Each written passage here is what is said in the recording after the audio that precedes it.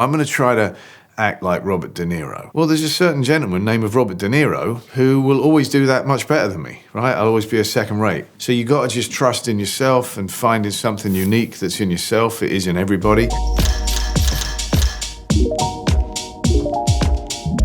I prefer being on a real location, but that's because slightly going to a studio, even though there's just like brilliant resources there, and it is amazing now. And the stuff that they had on Thor, Love and Thunder, they had this place called The Volume where you could walk in and the entire place was like an LCD screen.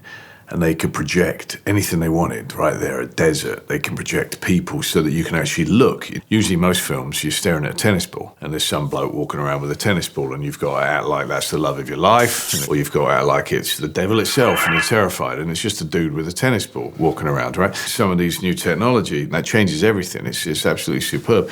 But, you know, I never wanted to work in an office, and there's always for me a slight feeling like in a studio, like this is where we come to make films. And so I have to, but that's my own thing that I have to overcome. Whereas a location, oh man, you just create it, you invent it however you wish.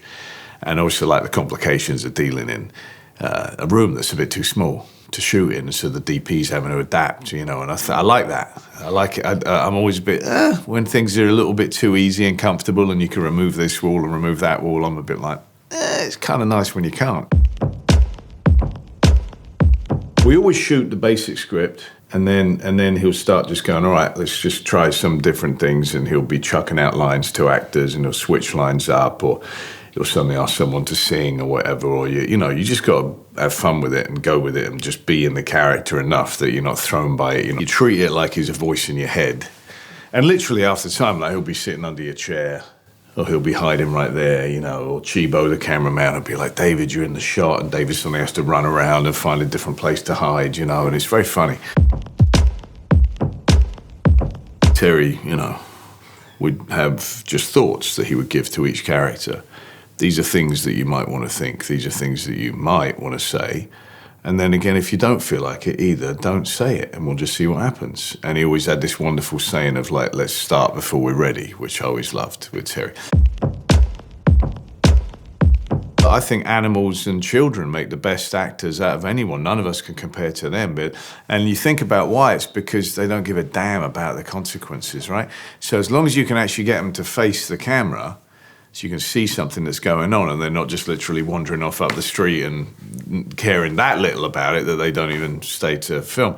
There's something fascinating about that. That's actually my biggest inspiration always, is to look at animals and children and go, there's something always absolutely mesmerizing, because you truly don't know if they're going to do what you've asked them to do.